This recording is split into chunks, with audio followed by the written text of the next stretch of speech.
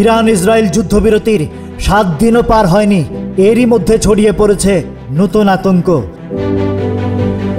বিশ্বজুড়ে কাঁপছে এই প্রশ্ন, আবার কি হামলা আসছে?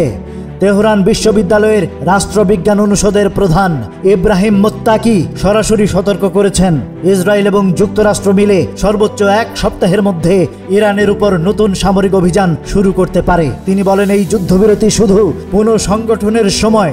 ইসরায়েল আমেরিকা একসাথে হচ্ছে, পরিকল্পনা করছে এবং এইবার আঘাত হবে আরও ধ্বংসাত্মক। মোত্তাকি জানালেন, ইরানি কর্মকর্তারাই এবার মূল লক্ষ্যবস্তু।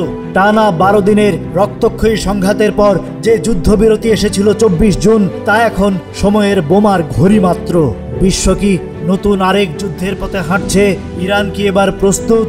আর সবচেয়ে বড় প্রশ্ন, এই সংঘাতে থেমে থাকবে নাকি গোটা মধ্যপ্রাচ্য? আগামী 7 দিন সিদ্ধান্ত নিতে পারে মধ্যপ্রাচ্যের ভবিষ্যৎ। Rajib Raihan, news flash 71।